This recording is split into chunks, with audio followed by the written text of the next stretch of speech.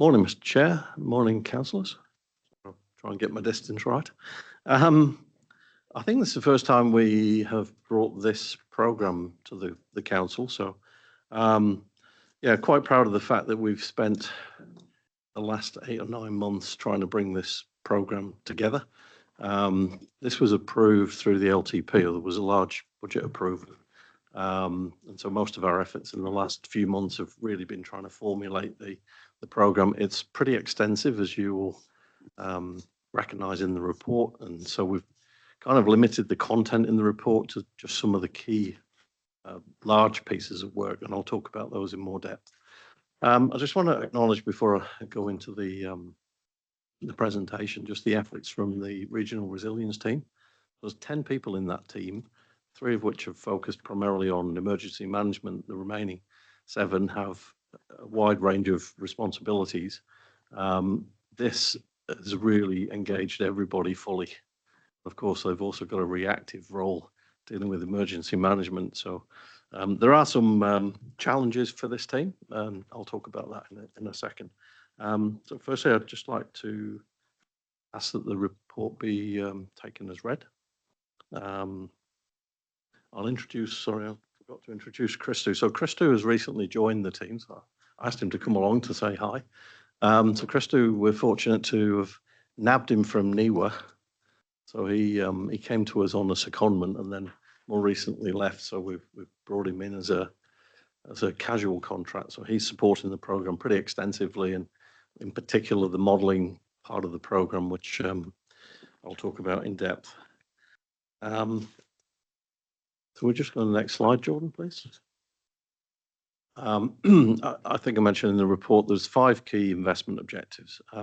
My summary really for this is that all of these 5 really are just aimed at trying to establish a very solid foundation for future resilience programme work. So you'll see there language around the decision making and the gathering of sufficient information, and being able to support some of the adaptation planning and the programs that are happening across the region. So that's really basic stuff, and it will set the tone, I think. And one important part of the program is the strategy and the risk prioritization across the region, as well as the communications plan. So there are some nuanced details in here. There's 17 projects in this program. And this was a bunch of work that was started in part in previous years, and we decided with this LTP we'd really build a program and build some stronger governance around the whole program. The total budget we've got this year for OPEX is 915,000 over, and that's sourced from a number of cost centres across ICM and wider from SPI also. And there's 405,000 of capital costs this year, which has enabled us to really push the modelling project forward, which I'll talk to a bit later. I think fair to say there's still risks. The reason I'm saying that there's risks particularly in terms of just the capacity within this team and the ability to deal with events. And we're on the doorstep of a potential event this weekend. And so we're not far away from having to, drop what we're doing and deal with emergencies. So that's just something to recognise in the background. Next slide, Jordan. There are a number of KPIs attached to the programme. 3 in particular, I'm just signalling here for the long-term plan and chief executive. First 2 are in control. We're looking reasonably good. We've started on the work and they're progressing well. Set of trial has been ongoing, as you know, for some time. We have extended the deadline for that for September, which I think has been approved, and yeah, we're progressing as best we can. But I do want to try and bring that trial part to a close by September.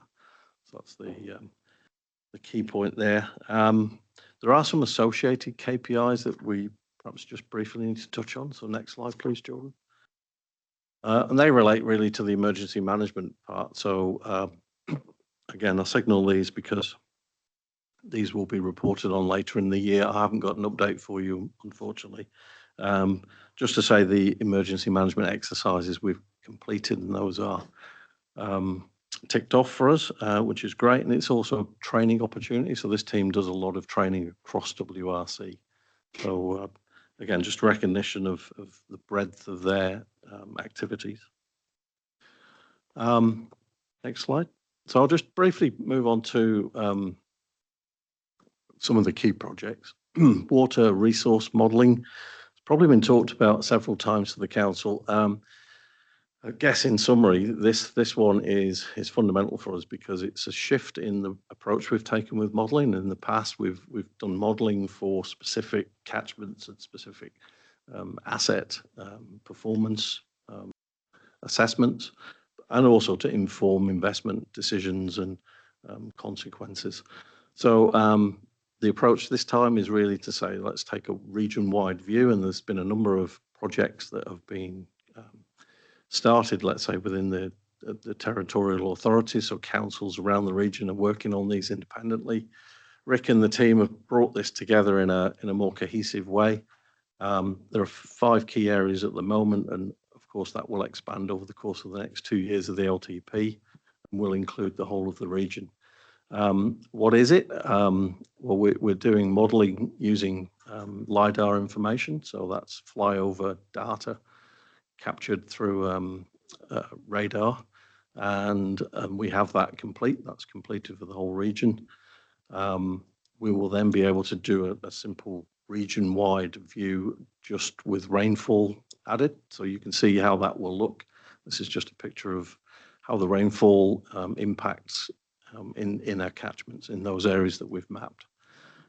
Second phase then is obviously to add more complexity and detail, so adding river assets, culverts, pump stations, stop banks, weirs, etc., and just have that detail within the body of the models. So the models will be kind of drafted by the end of this year. We'll have some detail in some of these catchments. And then finally, we'll have a fully calibrated model. So that will enable us to take a look at any part of the region, assess what is happening with a given rainfall level, and then begin to start to inform communities about the impacts. I mentioned the TAs, so the territorial authorities we're working with at Waikato District Council, Hauraki District Council, Thames Coromandel District Council, Matamata Piako District Council, and Waipa. And so what's happening there is we're working with them to create the model with a similar platform. So there's good read across. We will jointly own that asset. And what it's enabled us to do is just work a lot faster. So whereas we would try and do this, it would take much longer. Now we've got the whole of the region working through it. Some really good collaboration with technical support. We've got a number of consultants working with those territorial authorities, but we've also got our own consultants working on it. So a lot of effort going into this space. I think we mentioned a challenge with our technology, which I believe we've resolved now. So we're able to run these models, which are very complex. We're able to run them a lot faster. We can get answers for our TAs much quicker. Dave, just one question. That map isn't a map of the whole region, though. No. But you said it was for the whole region. It will be for the whole region. Yeah. So the phase 1 will be complete for the whole region. So that will include the West Coast communities and Taupo District and Coromandel.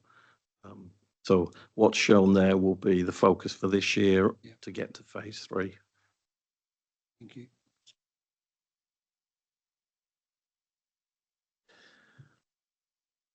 So this just gives a snapshot.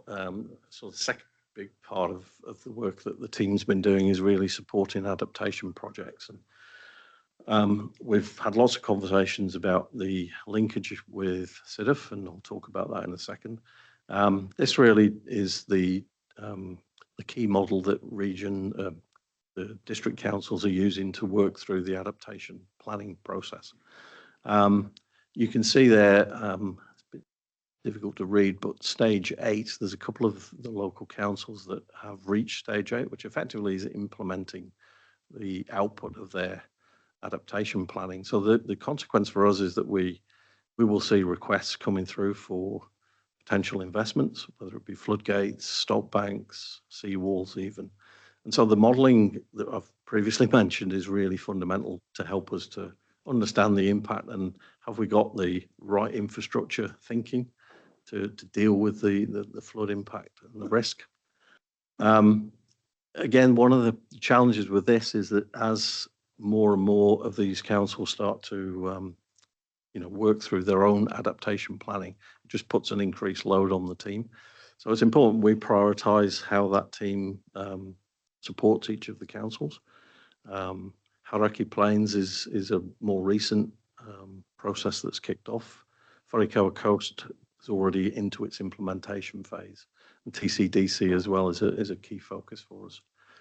So yeah, there are some challenges in this, and the team is working well. But just to note that as these adaptation plans form, the demand on the team is increased. So just to illustrate, you may have seen this graphic before. Rick probably would have presented it, but it just illustrates how we do need to look at each of these communities quite differently, I guess. And what this is illustrating is just the level of mitigation we have for some of the risks that we have, particularly flood risk. You can see the event ARI on the left column there, and you can see Community 1 has several layers of protection, including emergency management for events over 100 years. Community 2 has slightly more benefited, I guess, with flood protection assets, and less so in the channel and catchment. But then you look at Community 5, emergency management is the predominant response to flood. And so we would bias our efforts really towards communities where they are really unprotected. If I just move on to the next slide, it will just show how we need to sort of look at these communities, not just now, but in the future. And as we see the future impacts from sea level rise, increased rainfall levels, it's really important we understand what the impact's going to be to each community and how those flood mitigations are going to stand up over time. So this is important for us to know and prioritise our work and make sure that the support that we give to communities is in the right place at the right time. So this is just an illustration, but it gives a flavour for our thinking and how risk prioritisation will look as we move forward. So I'd expect I'll bring an update report on where that risk prioritisation is at. We've already mapped the risks and hazards for the region, so we've got a pretty good handle on where the key areas are. And we're just forming that up into a project now. Right, next slide, please. So last key piece of work that we've been engaged in for the last 2 years, actually, is the CIDF project. And as you know, the focus is on Motu Karaka. Fair to say there's some challenges. There's different ideals and expectations that we're yet to see. I think we're going through the pressure state response phase at the moment. We're trying to bring that to a head. Key thing for us really is to ensure that we get to that response question quite quickly. The response question is, what is it that exactly we need and are looking for? So landowners have been quite clear with us in terms of what their expectations are. iwi and DOC are yet to share that information. So we're expecting the technical advisory groups to grip that up fairly soon. Without that, we can't really move into the multi-criteria analysis. So that's a critical stage for us. Of course, one of the key things that we expected to get out of this was a refresh of the zone management plans. We will be able to do that. We are working with the catchment management teams to think about what that will look like in relation to the work that they're doing. But there will be something in terms of either a refreshed zone management plan or a FRAMP, as we've previously talked about, as well as a business case for investment. Version 3 of CIDF, we're working with the resilience team just to try and see how the dynamic adaptive pathway policy work will look alongside it. So we're doing some comparison work, and we'll test our thinking with that over the next few months. So we'd expect to have a version 3 ready for September. And of course, thinking about the rollout, that's where the prioritisation work that I mentioned previously is really key. So we can talk about rollout in a logical way and make sure we've got the priorities clear. I think that's really it for me. Again, just finally want to acknowledge the efforts of the team. 17 projects, trying to grip all of that up is pretty extensive. We've got a governance group established that's been well established over the last few months. Got a steering group that's got really good executive level support, and I report to them every month. That is going really well. The budget is fully allocated. We're in a pretty good space in terms of shaping this program. Of course, we've got 2 years of hard work ahead of us as well. That's it. Any questions? Well, there are 2 questions. First question is about Waikato DC. Their adaptation process meetings have seemed to have fallen off since probably December. We haven't really had a meeting. It was supposed to be every 8 weeks or so. Yeah. Do we really know what's going on? I honestly don't know. Obviously, the adaptation planning is led by the councils, and obviously we're asked to respond and support where necessary. So without Rick being here, he's away on his Easter break. Yeah, I couldn't answer that question. I'm sorry. Okay.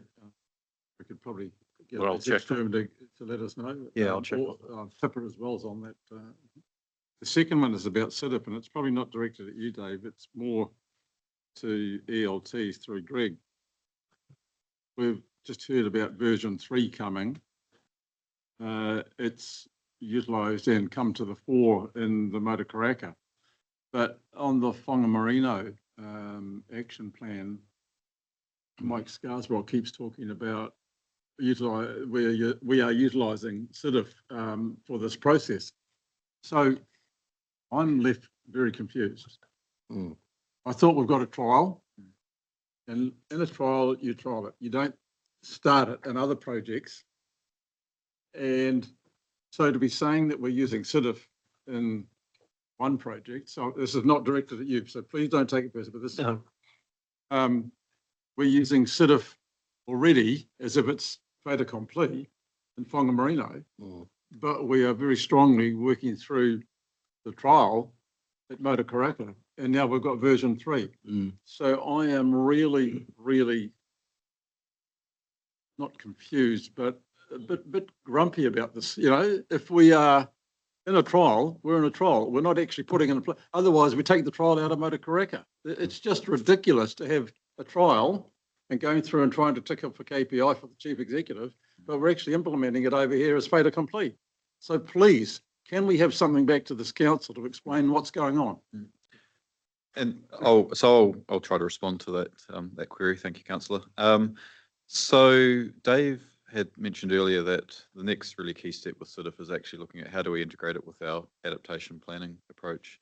And I've got this slide back up on the screen now, because when you look at the cycle that's put up there in terms of understanding what's happening, what matters, what do we do about it, and how do we actually move forward, that's the approach that we take with community adaptation planning. And that's exactly the foundation for CIDIF as well. I think the difference with CIDIF is that it's how it's been applied.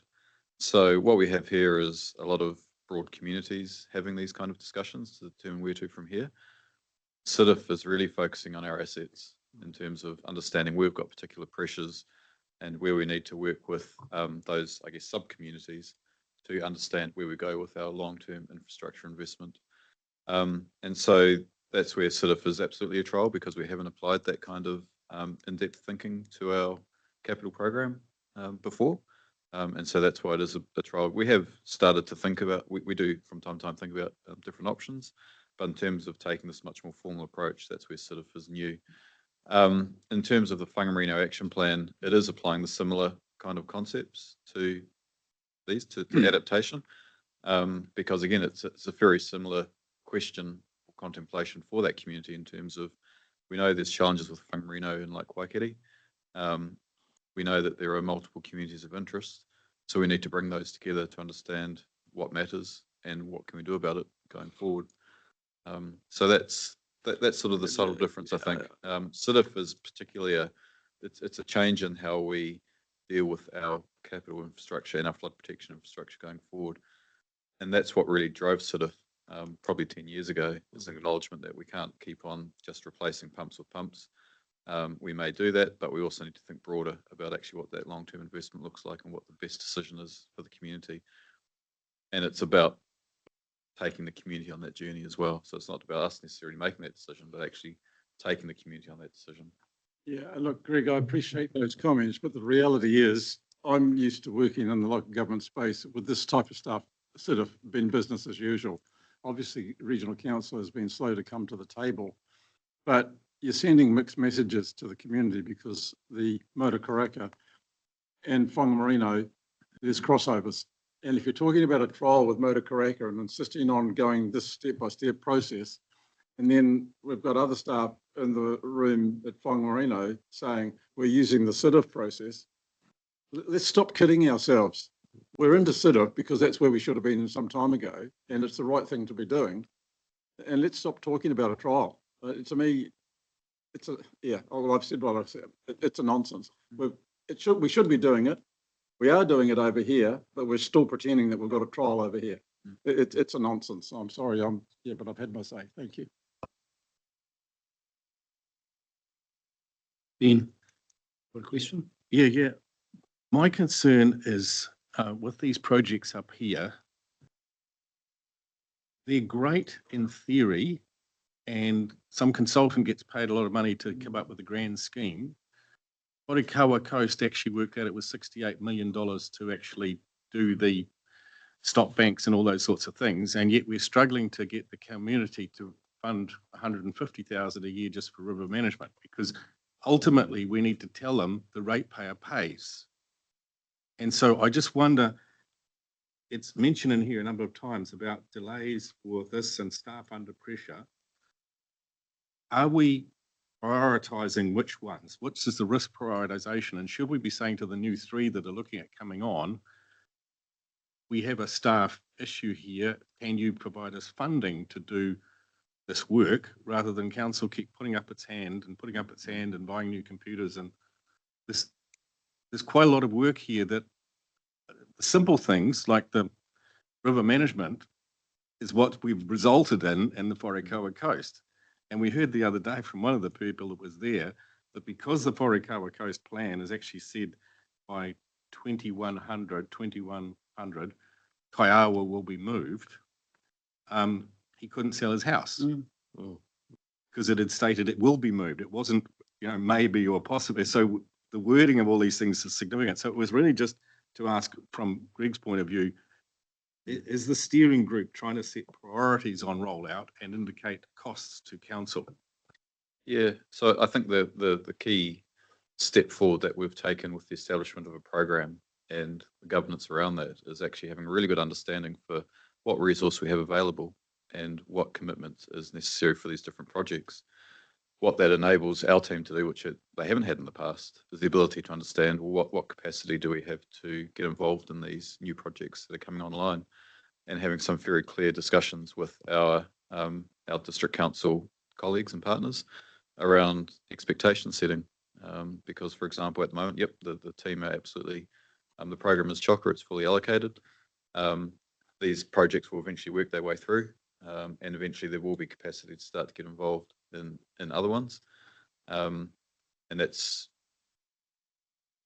when I talk about expectation setting, it's a matter of saying, well, if you're planning this project, this is the window that we can get involved, and having some sort of co-design around a project with the TA so that we don't have expectations that are offset. Because what we don't want is just continual incoming traffic into the program that's diverting the team away from what we've already committed to. Yeah, I know, Dave, you're going to if I may, just through the chair.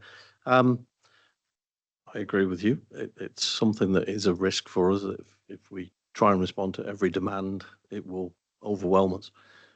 We have signalled to a number of councils, particularly the ones that are not yet started, that we do want to support them. We do need to support them. We need to be there because some of the science and technical conversations that need to happen will ensure that we help them to make the right decisions.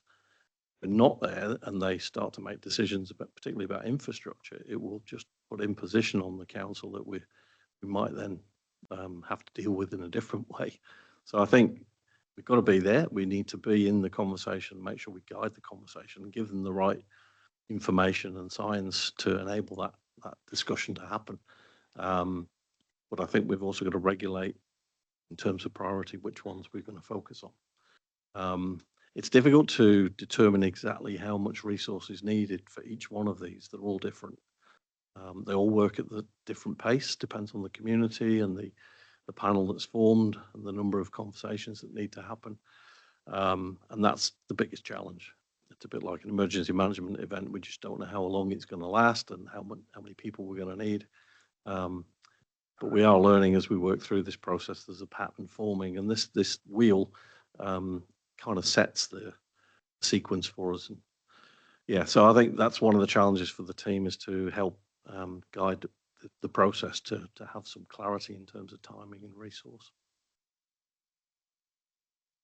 Stu, you had a question? All right, Pippa. Kia ora, just to similar to the previous two questions, so in terms of our risk assessment and what we would give priority to, what's informing that for us? Because if these are, and what would be missing from this map if we were to say, actually, this one is more important than all the things we're doing right now? Have we done that kind of overview of the region? And then the last part of my question is the impact of new infrastructure on adaptation, and have we modelled that out, or do they have to provide for it in places like Pōkeno and other places like that? Because Te Kaiwhata is quickly meeting all these flood areas as well. Kia ora. Thanks for the question. Through the chair, I may just comment firstly on the sequencing. The sequencing wasn't a choice we made. You know, we became involved with Wharikawa Coast, obviously because of the risks to the coastal community, and that has evolved, I guess, into further programs around that part of the region. So the coastal communities, low-lying, are obviously a key priority for us, which is why we're focused on TCDC and Hauraki Plains adaptation plans as a priority. Waikato District Council obviously have signalled some issues around Port Waikato area, and that's a key point of focus for us. There will be other areas within that district that will become a focus, and we're working with them to try and regulate the speed at which they come with the demand, simply because we don't have the capacity to respond. So the priorities, to answer the question, that have been set by the district councils and not by the regional council. Which is why we're now in a situation where we're having to start to make decisions about how we prioritise. But certainly low-lying coastal communities are most vulnerable. And most of the modelling we're doing is focused in on those communities to just ensure we're giving the right information to the district to make the call. Sorry, I've forgotten the second question, unless I've already answered that. I'll probably into the future, how the new infrastructure, how development growth in the region is being reflected in these adaptation, is compounding it in some places. Yeah, good question. Through the chair, I think we're working now with SPY pretty well in terms of understanding, the regional spatial plan and what the economics and the scale of the region is going to look like in the future. We can see where the growth and development areas are. That, along with modelling, will help us to guide some of the district councils in some of the consent approvals that they're giving. So I think these things are starting to come together. We're not really where we need to be. But I have created a group called the Infrastructure Advisory Group, which was meant to bring not just infrastructure discussion together, but also bring in catchment planning, risk and resilience planning, and the spatial planning conversation. So we're starting to, if you like, form a strategy around how we're going to bring a conversation together around all of those points to the district councils. I think, we've historically probably engaged in a piecemeal manner. We have people from Resilience talking to council, people from SPY, people from RUD. I think it's important we engage with district councils with a more holistic approach, and that's what we're hoping to get from the advisory group is a holistic view of the region. So it's a work in progress is probably the summary for that. You, Yeah. Hey, look, this presentation is excellent because it traverses some ground that we would have liked to have seen 2 days ago. Because then we could have used it to inform some discussions we were having in CERC.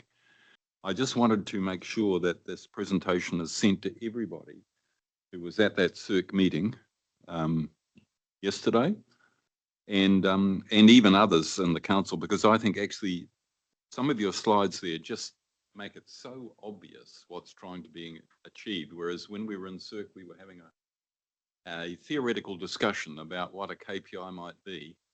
But when you see those slides there, we know what the answer is. So, yeah, can we please circulate it especially to the people who attended CERC yesterday? put that down as an action, Bruce. Thank you. Yeah, immediately. Warren. Yeah, thanks, Robbie. Look, thanks, Dave. Obviously, I sit on 3 of these community plans, and just probably more a couple of comments.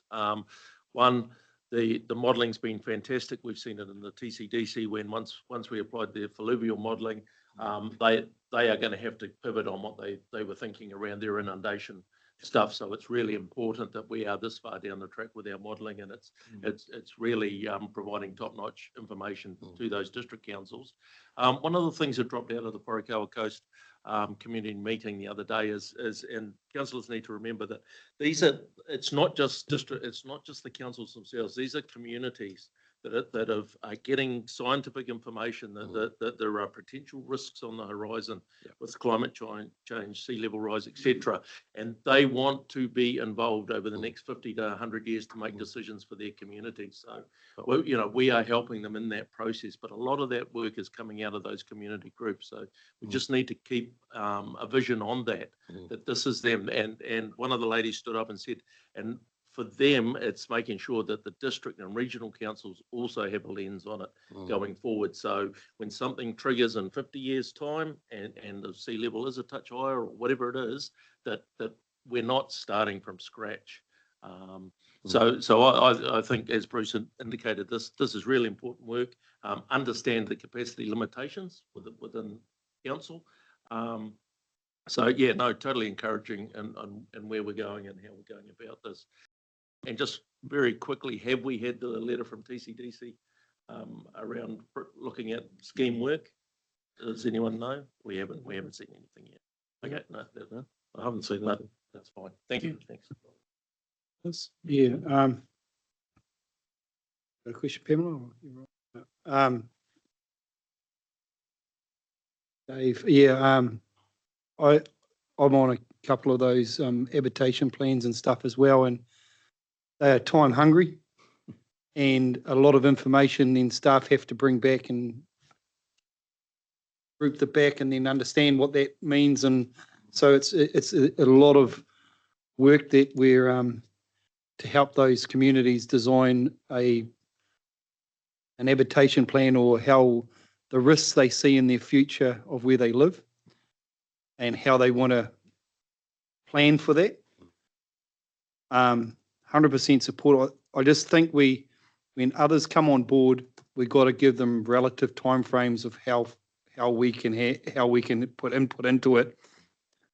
Because if the other ones that we've already got in place, and Thames Coromandel, when that comes on, that's going to be a big one. I know they've sort of done their habitation plan, but it's still going to be resource hungry when they're looking at what they want to spend there to put that new or whatever the design is. I shouldn't go into that, but whatever happens there to remediate the issues that they've got is going to be time hungry and expensive. So I think we just got to have we've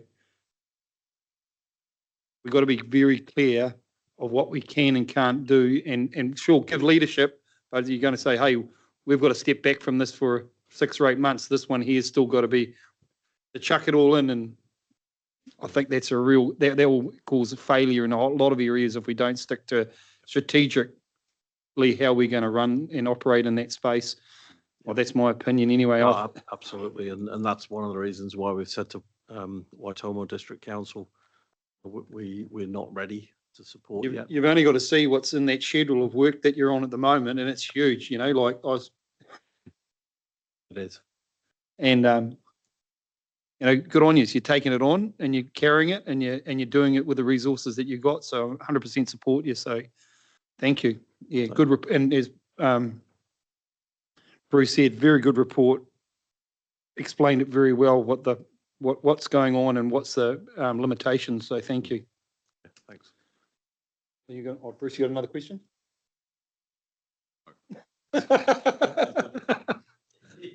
We'll move on. Move on then. Yeah. So good. Warren, thank you. Pamela, all in favour? Against? Carried. Thank you. Flood protection and drainage. Oh, thanks. Adam and Ruben, thank you. Kia ora, councillors. Thank you, Mr. Chairman. We are going to take today's report as read, but just from some brief introductory comments, if I may. It is largely focused on the Waihou, Piako and Lower Waikato zones, but you will note that the report does mention some of the other flood protection assets that we have around the region in Coromandel and Taupo as well. It's interesting, a couple of years ago, we were sitting around this table and we were having probably 100-year storms to report on from Gabrielle, and 2 years on, we probably almost experienced, I think, up to near 100-year drought in places. And so I guess on that note, we staff and the team have been able to catch up, accelerate on some work. It has been a very busy time given a packed capital program and BAU program. And obviously, we're reminded with the storm coming down from the tropics now that we are always on standby and ready to face the next emergency. I'm going to hand over to the staff just to run through some slides, Mr. Chairman, on just to overview some of the great work through the capital and the maintenance programs that we've been working on. So to my left, just by way of introduction for those that are online, Ruben is our land drainage manager. Kia ora, Ruben.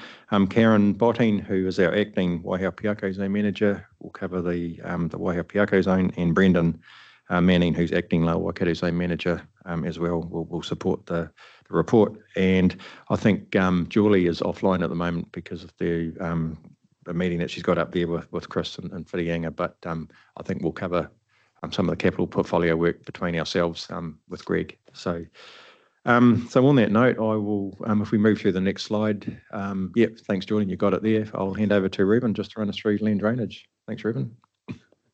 Yeah. And Chair and councillors.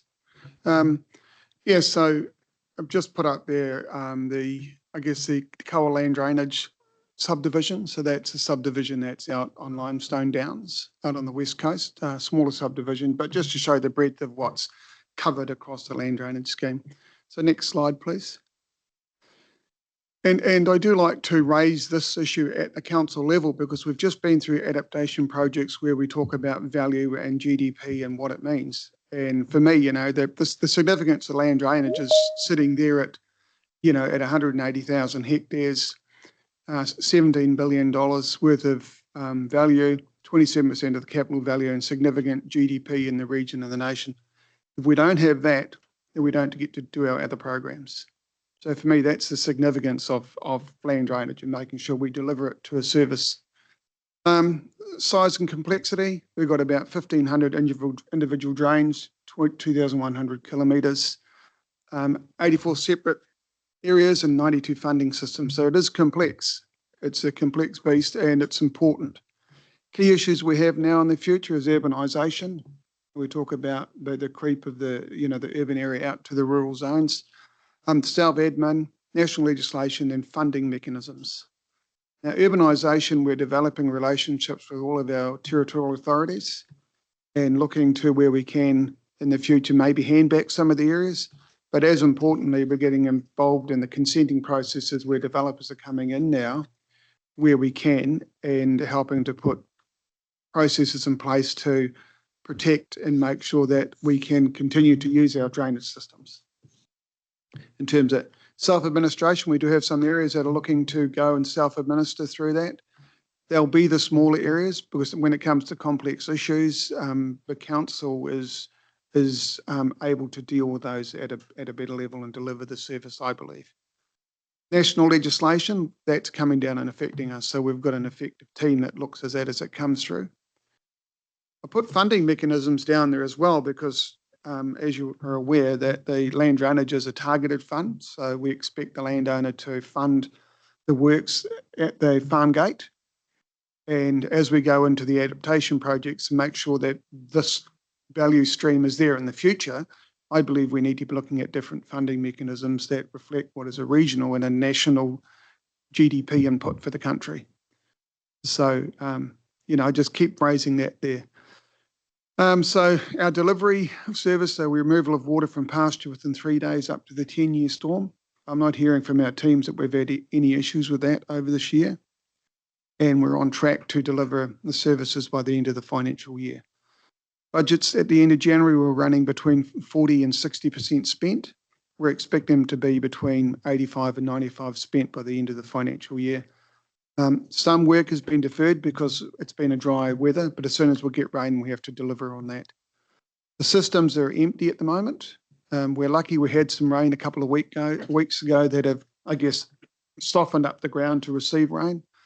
The teams have been out to have a look with this event coming through. They understand where the hotspots are across the area. And probably for us, it'll be if the systems fill up, it's as they go down, we may have issues with weed coming to screens on pumps. So we're in the process of being prepared for those.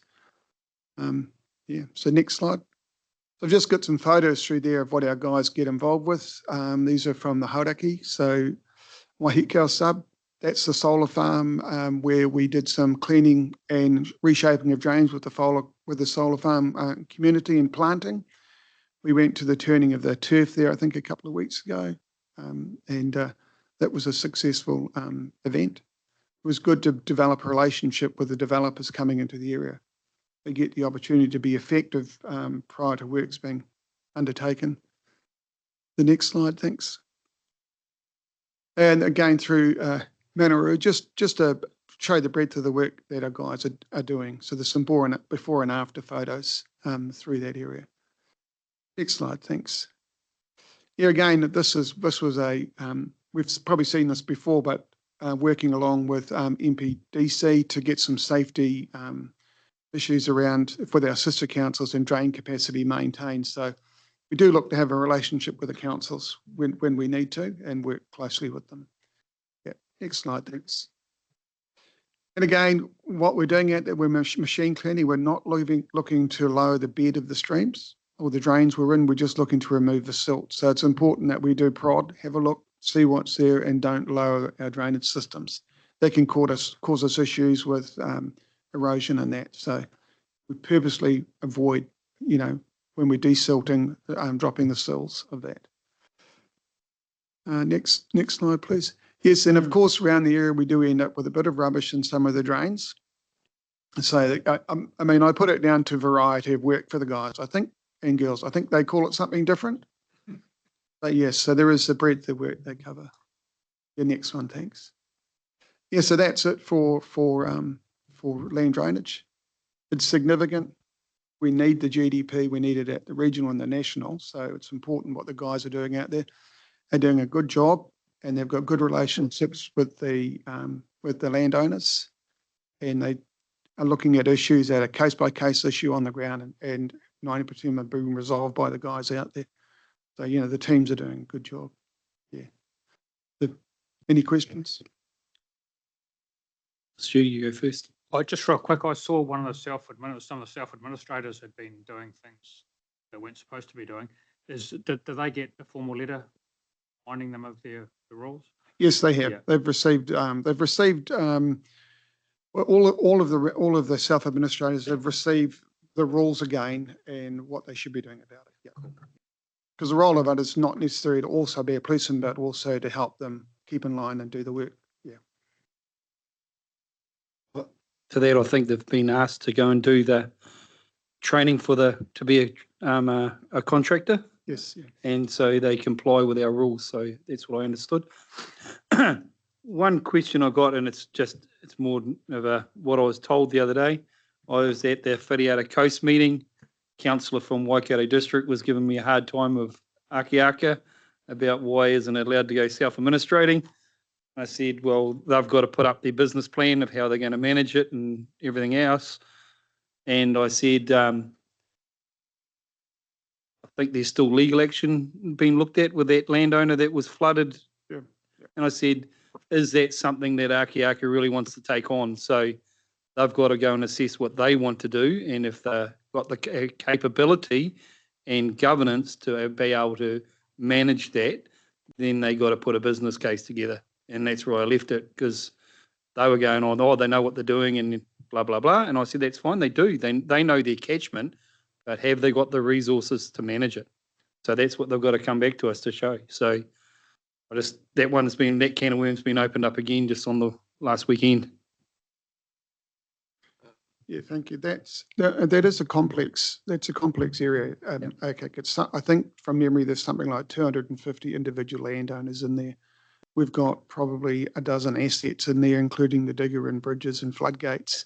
And it's a low-lying area with a lot of response from the river floodgates and that well. So, as well as pending legal action in various areas. So yeah, it's complex. I think it's something the council does well. We would need to consider very carefully if we were going to allow someone else to deliver that service for us. I agree. Oh, Thank you. Is it not fair to say, Reuben, you raised the issue of the drainage districts operating outside the bounds of their agreement, that at least one, if not more, of the errant groups have undertaken to become and are becoming certified contractors or approved applicators, whatever. So whilst the issue has been raised, they are actually taking steps to address your concerns. Yeah, through the chair, my understanding is that yes, they are, but they do need to come back with some certification to say that they have achieved that, and then they continue with their own self-works, because otherwise, they need to use the certified contractors.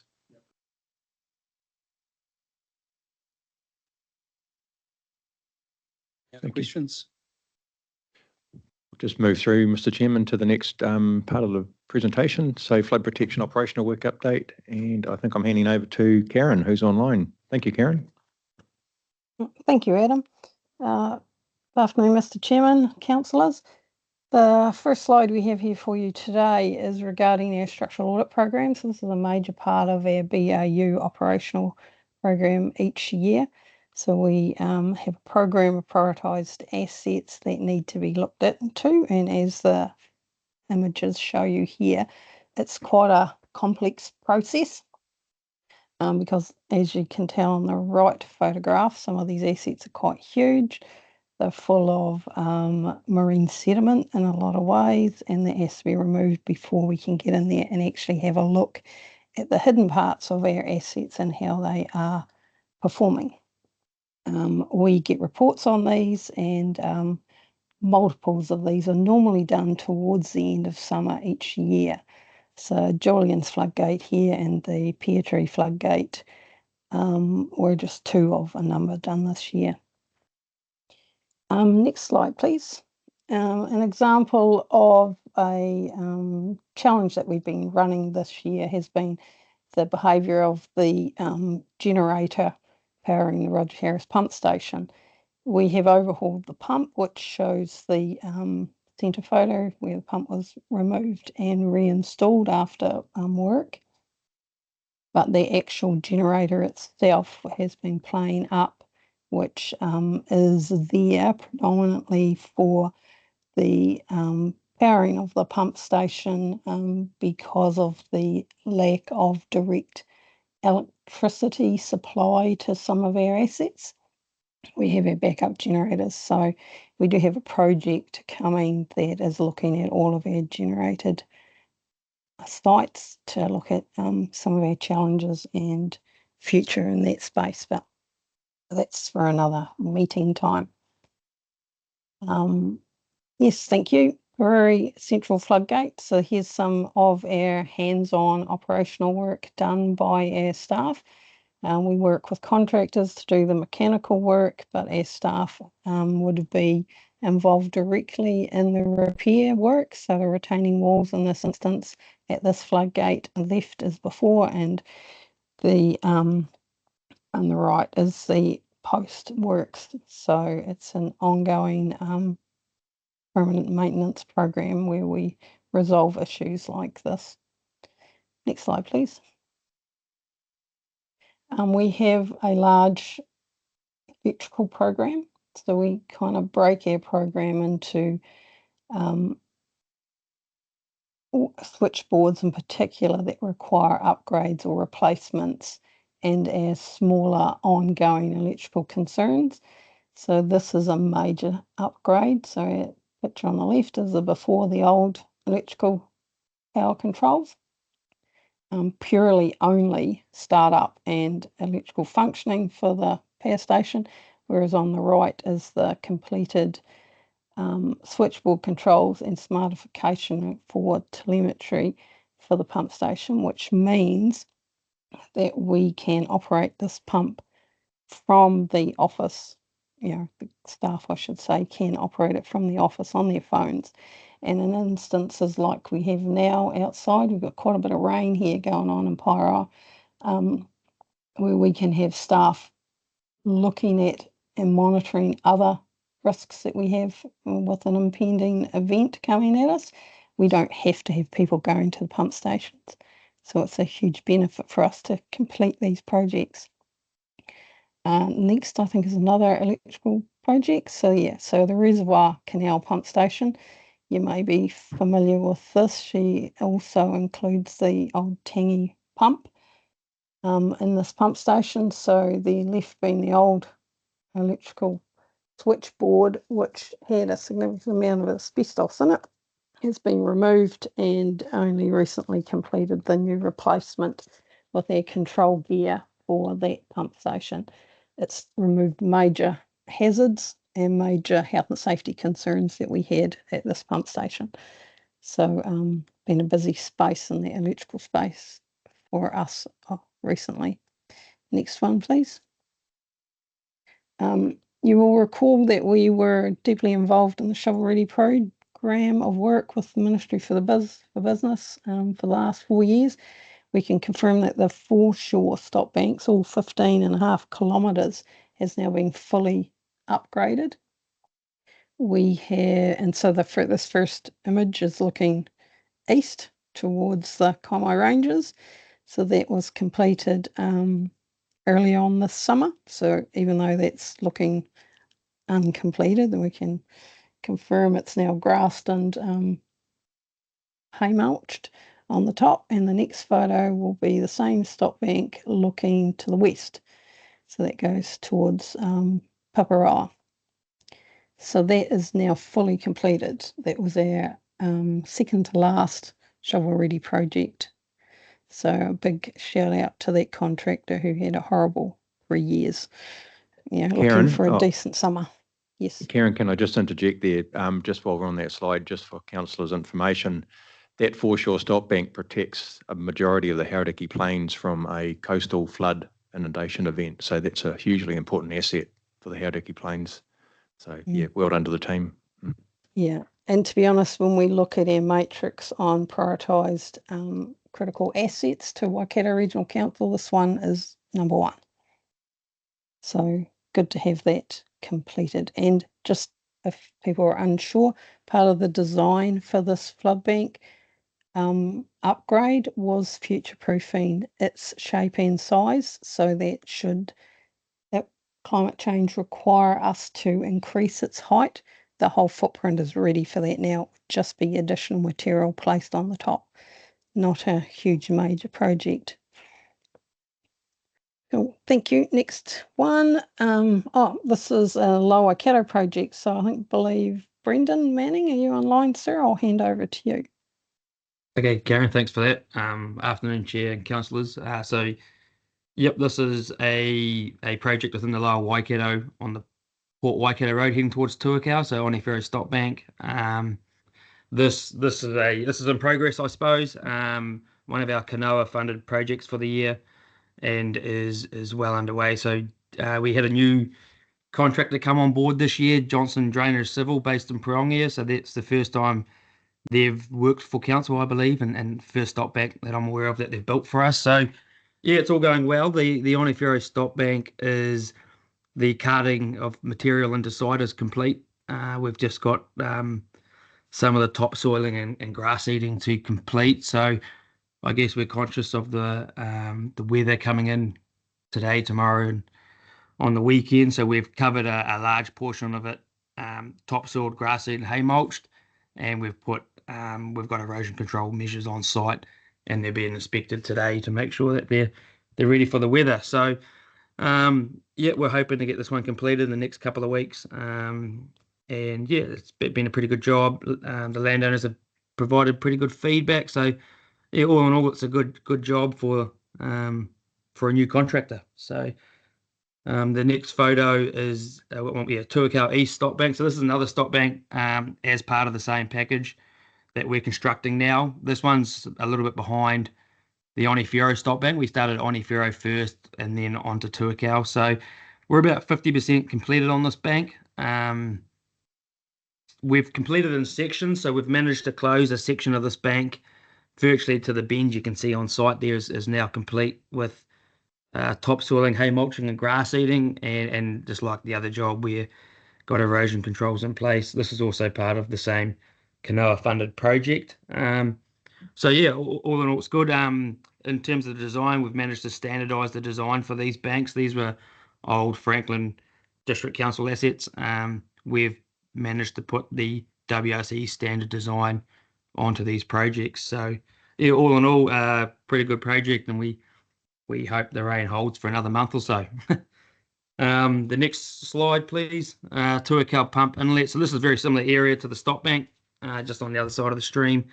And this was a inlet renewal project to address some health and safety concerns. And as you can see, before and after photo, the screens weren't really adequate. The health and safety on site was pretty poor. So yeah, before and after, Seep Construction did the works. They're also new to council.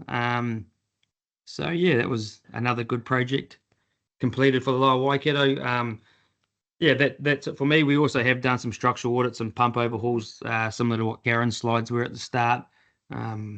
Yeah, so all in all, we're tracking well for the season's work. That's it from me. Cheers. Back to you, Adam, I think. Thanks, Brendan and Karen. Are there any questions on Lower Waikato Waihou Piako capital work? Otherwise, we'll move to the next slide. Oh, Yeah, so I'll take it from here. Yeah. So this is one of our projects. It's a Kanoa funded project that's currently underway. We had a situation where the timing of some of the initial pre-construction work meant that the construction was pushing into May, and so a project decision was made to move this out to the beginning of next season, which will be October, this current calendar year. So it was done based on the risk assessment. We certainly don't want a pump station to be offline as we get into the winter season. And I think the landowners are quite supportive of that decision being made, but are equally keen to see this project completed. Obviously, because it's a Kanoa project, we have had to work closely with Kanoa to make sure they understand that, and this delay isn't going to be affecting our funding for this project, which is a great outcome. So the purpose of this paper, really, if you recall, Chris has a KPI around the capital program, and what that provides for is some adjustments to that program with the endorsement of this committee.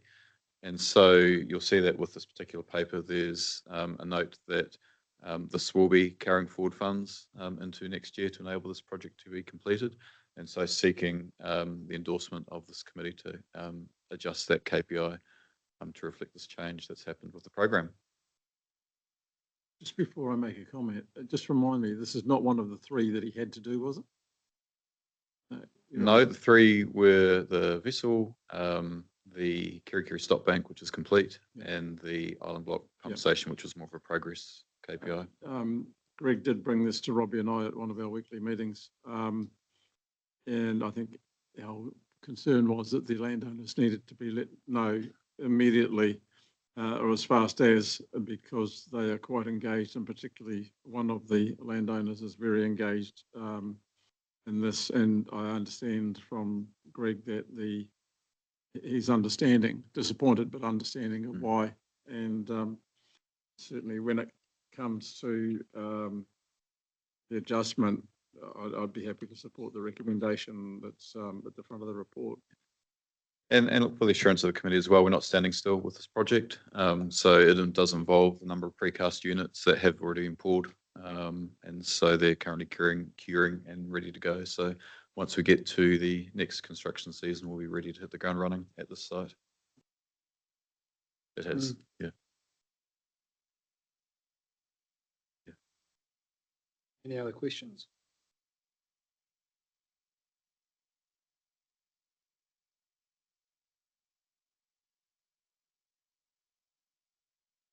Well, thank you for moving it, seconder. Bruce, thank you, Bruce. All in favour? Against? Carried. Thank you. Thank you, Adam, for your report, and Karen and Brendan. Thank you. And Ruben. Yes, sorry, Ruben.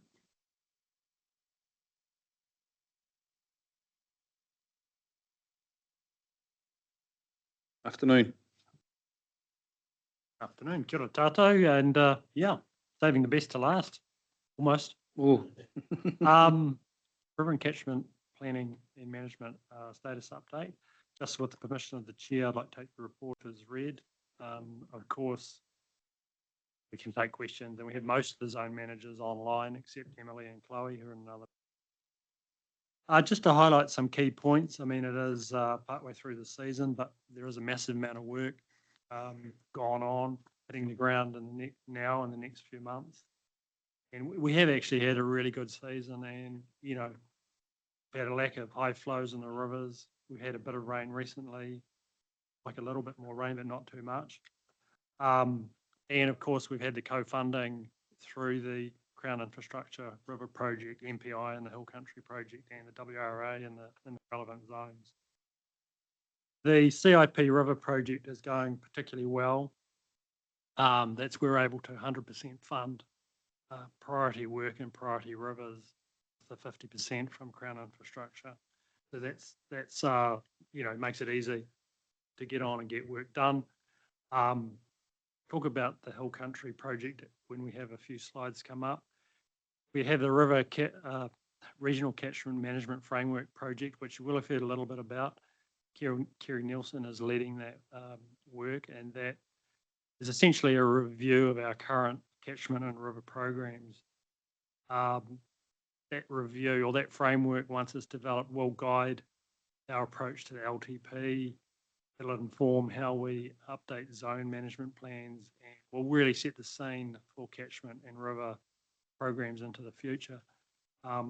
There's a lot of strands to pull together in looking at the linkages between our current programs and other work, either within the council or outside of the council, all sorts of things. So that is quite a big piece of work, and you'll be hearing more about that as the year progresses. Are there any zone-specific questions before we run through a few pictures, a few slides? Or we can come back to them at the end as well. Warren? Yeah, just for me at Coromandel Zone, just wondering when that Wangwata catchment condition and the Tahu River one will be coming to us. Yeah. And I know, sorry, the girls are offline, and happy to hear back later if that's easier. Unless Greg knows something, that one might have to come back later. Yep, no, good as gold. Cool, thank you. Otherwise, we'll progress Carry through on. a few pictures. Thank you. This is the this is Upper Way. This is not my project, of course. This is over in Emily and the Upper Waihou patch. We'll just run through the video, and you'll see the difference. There is music, but perhaps we don't need the music. Turn this volume down. Yeah, there's a lot of privet. You can see all the white flowering privet in there.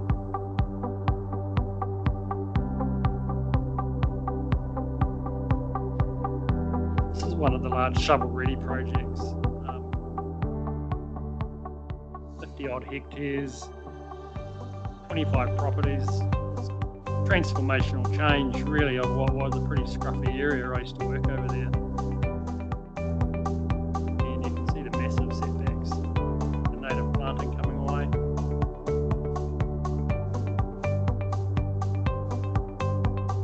Over 1 million odd native trees planted, a lot of removal and mulching of weeds, weed species, and willows and other things.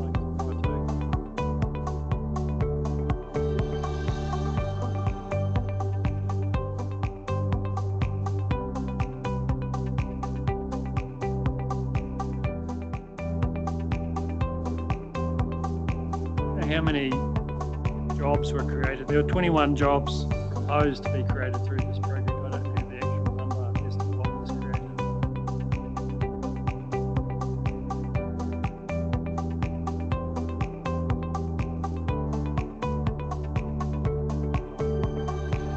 Very good survival of native plants. Pretty impressive. But that, I suppose,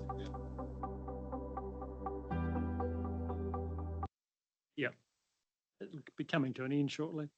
I suppose that's, that's at a large scale and everything in one place along a stretch of river, but this is indicative of a lot of projects happening right around the region, but not at that scale and not all connected in that way. That's what you can do with enough funding. After planting, is that? Well, it was a 4-year project and it was completed last year. So some of those plants must be 4 years old or getting close to it, I imagine. Yeah, they look quite advanced, don't they? Yeah. What's the follow-up with pest control? There is a massive maintenance program in place for that job, and I'm just reading some of Emily's notes here. There's been a 400k commitment through Ngā Whenua Rahui to carry on with aspects of that project. I don't know exactly what the details of that are, but yeah, it is a big job. Yeah, until it gets canopy closure and shuts out the weeds. And are those landowners booked into that maintenance obligations as well? Yeah, there is. They're all signed up through our normal EPA, environmental program agreements, and the maintenance requirements within those. So the normal standards applying to our work apply to that job as well. Thank you. Just pop on to the next slide, thanks. Tauranga Taupō spraying, that's not a helicopter, that's a drone carrying, I think it carries 20 litres of spray. And this is a job where there was very good access on one side of the river and all the willows are on the other side of the river. And the easiest way was to park the drone on one side and use them. It's the first time we've used the drone down there, but it really does speak to the good work done by Deb Nicol and the team in developing iwi relationships. So we had to get the hapu approval, Tūwharetoa Maori Trust approval to spray willows on the bed of the river, which the Tūwharetoa Maori Trust Board own. There's Maori land adjacent to that block. And so, yeah, it's taken a couple of years to get this project off the ground, but it's happening now, or it's happened actually. Next one, please. The Awaroa River. So the Awaroa River catchment is over the hill from Waitomo. It runs out into the Kawhia Harbour. It's one of the biggest tributaries to the Kawhia Harbour and one of the biggest contributors of silt. You can see the river there on the left thrashing itself around in an alluvial floodplain with the hills on either side, and it's cut through a big corner. And I mean, that causes major issues. When you shorten a channel like that, you get major bed erosion and bank erosion upstream of that point as the whole channel tries to readjust to the length change. The one on the photo on the right there shows that channel has been reinstated. It still is strong. It's been strengthened as an overflow point to cut across the narrow bit. Around the edge of the big bend, might be able to see little piles of rocks, snub groins. It's just an example of the sort of work we were able to do under the Crown Infrastructure Project with the additional funding. There's 4 landowners in this valley. None of them have been that keen on work historically. This river's been in that state for 20 years, as long as I can remember. But they'll all come on board. It's Scott country over there, if anyone knows the Scots. Plenty of them. It's all been planting with willow poles, and it's been fenced now actually as well. You just go to the next. It's a bit more of a close-up of the use of rock groins, the outside bends to control the erosion. Sorry, Grant, just curious, that previous slide, I'm curious how on earth they fenced it. Well, it's a fence that'll get smashed by the old flood, so it'll be a 2-wire fence, or in some places even lower. We're not actually funding the fence. The landowners are funding the full cost of the fence. Yeah, just looking at the way it goes right up close to the bush edge. Was it the road, is it? But on the right, but it seems pretty challenging to try and fence. But yeah. Well, they could keep their cattle out of there. It's been pretty hard with the erosion to keep a fence on some of those corners. Sure. Might as well go to the left-hand photo there. That's not just a pile of willows. That's a full sterile willow that's been buried. Trunk's been buried and anchored into the bank, and the head of the tree is on the bend of the river there. So that will sprout and grow, provide bank protection. That's not just a random pile of willows. That's just willow layering. Next one, please. We'll come on to the Regional Hill Country Erosion Program. So this is an MPI funded program. That photo is actually Vanderpoel's going back a bit. Some of the councillors would have been to that site. It was planted in Manuka. Now you're struggling to find a spot to take a photo from, because the Manuka is getting what must be 6 or 7 years old. Next one, please. So we're in year 2 of a 4-year program or 4-year project with MPI. Almost 3 million to spend from MPI. And landowners, WRA making up the remainder in the relevant zones where WRA funding applies. The work is targeting priority work and priority catchments, and yeah, it's going really well. We're pretty well allocated. We'll carry on. Slides, thanks. Give you a bit of data, the targets in the deed across the top line there, what we've delivered in the middle line, over-delivered in most cases, and we're on track to meet or exceed targets for the 2nd year. We had a really good response to promotional work. You've probably heard previously that we were struggling in some zones to allocate full funding. Waipa is still a little bit down, but we did get a good response to mail-outs, Facebook, and we did have a drop-in day in Te Kuiti, which not very many people attended. Next slide, thanks. There's a few example photos of the sort of typical work. So the one on the left-hand side there, I think a few councillors went to the West Coast Coastal Catchments group. So the one on the West Coast there is actually within their area. We've been working with some of their landowners to see where we might be able to support some of their work or aspirations. So that's some pretty steep country on the left-hand side there to be planted in native, low-cost native forestation species. The right one there is Indigenous and pastoral retirement out in the Kawhia. They'll be planted as well. It's planted with native plants as well on the right-hand side.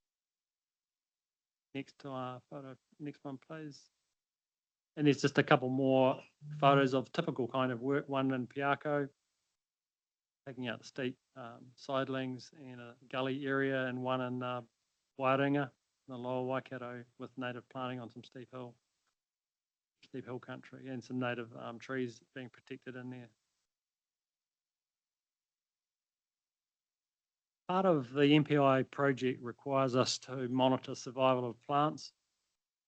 And the target is 80% survival. So we've had to set up plots, 29 plots around the region. There's 100 plants staked in each plot. And then we have had staff and, well, in this case, some interns. We've got Sylvia and Erin are there who went out and count survival. So 89% is what you would expect most years in the Waikato. 90%, you know, if you can't get 90%, it's tough going. Other places, Taupo would be probably a bit tougher going. We don't have hill country program in Taupo, but they have lighter soils and harder frost, so it could be lower down there. But yeah, we've certainly met and exceeded the survival target. I think that might be the last pick. So that's a bit of a quick snip, but if there are any questions, we'll do our best to answer them. Questions? This is sort of really successful stuff. How do we promote the success of our working with the community? Is it just really word of mouth, or is it, yeah, these are good news stories. Oh, well, I see. We've got Inga sitting over here. We do. Okay, she's there. Sorry, Yeah. I couldn't see you. Yeah. I mean, there are a number of different ways that can be promoted. We do have stuff on our website with our shovel-ready projects. It's actually really informative around each project.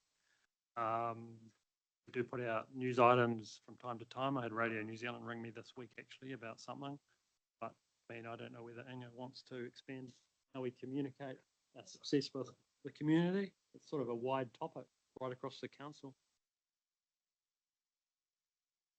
Yeah.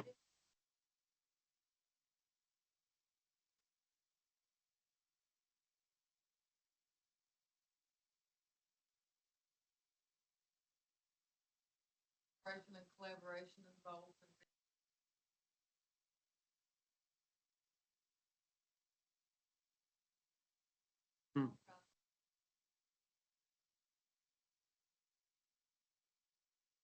Yeah, no one really wants to.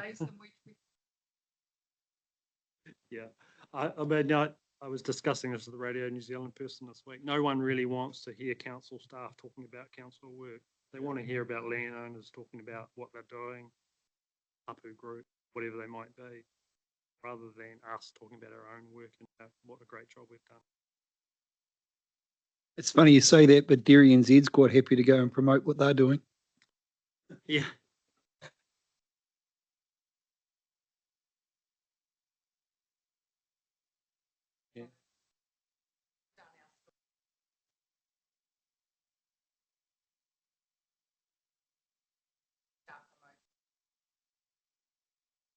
I think if we promote our collaborative, how we work together with the community would be most probably the best way of showing what we're doing. That was not us. We brought into the discussion and helped to move the project forward, and delivering what the community wants would be the way to promote it. Absolutely, yeah. You know. So, any other questions? I'll have a mover, please. Warren, thank you. Pamela, thank you. Thank you. All in favour? Thank you. Or against? Carried. Thank you. I'm going to move from the chair seat for this next paper. I think it is. Yep. As I've got a conflict. And Noel will chair this last item. Thank you. Thank you, Noel. Now, so what the price will really be. Thanks, Robbie. So it's pretty self-explanatory, this, and we'll just get an introduction before we. Look, it was a really good report, eh? I'm happy to move it, so, yeah. I don't think you need to take too long, ladies, but thank you. Brief. Good afternoon, Chair and councillors. So just as a quick recap, we're in the process of carrying out the 5-yearly grazing licence review. This involves reviewing the licence agreement, which was carried out and presented at the last ICMC meeting, where a few updates were endorsed by this committee.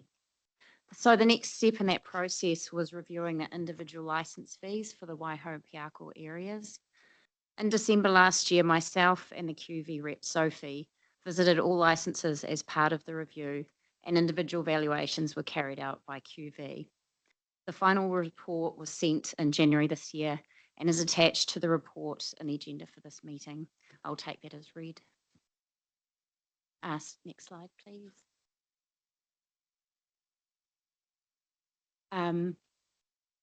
Sorry, next slide. Thank you. So also attached in the report were the recommended individual licence fees. This table shows a summary of what was recommended. The table includes our current licence fee rate as $1 per hectare value and also the recommended $1 per hectare value provided by QV. I've also included the current market rate for the Waikato region in general as a comparison. You'll notice the QV assessment base rate is quite a bit lower than the wider market rate for the region. This is due to a number of factors that were taken into account. These include the lack of internal fencing and water reticulation, land being prone to flooding, land being prone to silting, weed problems and debris as a result of flooding. The land being generally less productive, the contour of stop banks, the shape, location and access difficulties, and also the licence agreement terms and conditions that place restrictions on land use. For example, we don't allow grazing of stop banks in wet conditions, and also we hold farmers to high standards to maintain the stop banks. Next slide. So I just thought I would also address a concern that was raised with me following the Hauraki subcommittee meeting in March, where this was also presented. There was a query around wetlands and borrow pits and pond areas within licences and whether these are accounted for with the rental fees or whether they're being charged at similar rates to grazing. So each of the individual licence areas are valued on their own merits and qualities. So during the site visits, notes were taken for each site, and any of these areas were taken into consideration and given a nil or near nil value. Individual maps and licence sizes were also supplied to the valuer, who took all of this into account. The summary provided in the previous slide and in the report is purely $1 per hectare rate and doesn't reflect a one-size-fits-all approach. A lot of care was put into this process to ensure that we got fair and carefully revised values. It's also important to note that licensees have the opportunity to challenge the new fee if they feel that anything is, if they're not happy with anything or have any concerns with the proposed new fee. Next slide, please. So yeah, to conclude, these are the options that we've put forward before the committee to accept the proposed new fees as assessed by QV, or to keep the rates at the current levels, or if there's any alternatives that are recommended by this committee. Thank you. Thank you. Is there any questions? Look, happy to move it. My only question was, are we getting an improvement in landowners that aren't looking after those leases in the way they're supposed to? Yeah. Yes, so every summer we carry out inspections on all the licence areas and take note of any defects, and this year there was a marked decrease in defects. We also send out follow-up letters. Anyone who's repeat offender, we either phone them or go and visit them to discuss the issues. And so, yeah, we actively follow up on those. And there's been a really good response this year after phone calls last year. That's good to hear, yeah. And the other question, a slide or two back, you had a picture of a wetland saying farmers were concerned about being charged for them. And I noted in their report it talked about we're only charging the rental fee on usable or grazable land. Yep. Are we taking the opportunity to retire any bits like that we're telling other people to retire, I suppose? Yes. Yeah. So just meeting a fencer, hopefully tomorrow actually, to fence off some wetland area that's on the Waihou. So yeah, we've identified any wetland areas that we need to fence off. Yeah. And we're hopefully have that all complete by end of financial year. Cool. Thank you. Any further questions? I've got one. I noticed on the first page of the report, it talks about a 26% increase. Has any thought been given to moving to yearly CPI or other formula rather than having what people would say 26 is huge? It depends on the relativity. If it's a low base, it's not a hell of a lot of an increase, but is there any thought being given to doing more frequent reviews? Yeah, our policy is to keep it at 5 yearly at the moment. We're open to review that if people feel that, that's a preferred option. No, if there's no interest in that. I'm just asking the question. I'm not trying to get it done. No, so I guess over COVID, we did reduce the time frame down to doing it every 2 years, and the administration work for both the land lessees and also for us was prohibitively, well, it was an awful lot of work for everyone. Yeah. So that was why the recommendation was to go back to a 5 yearly license fee review. Okay. Well, I'm happy to second it. There being no further questions. All in favour? Against? Carried. Thank you. Robbie, if you'd resume the chair.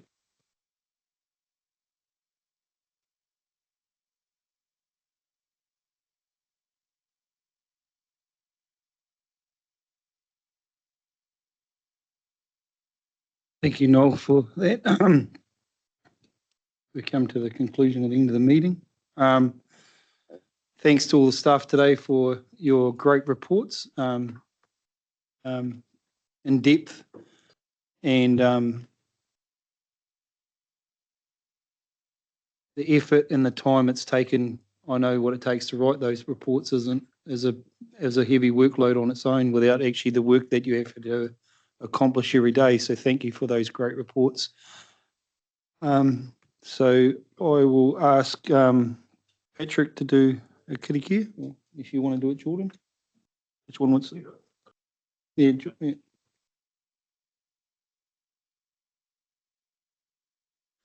Unihe mai te uru tapanui, kia wātea, kia mama, te nākau, te tinana, te hinenaro, e te ara takatu, ke roa e rongo, e whakari ake ke ronga, kia teina, humie, hui tari kia. Thank you, Jordan. We'll call the meeting closed. Thank you.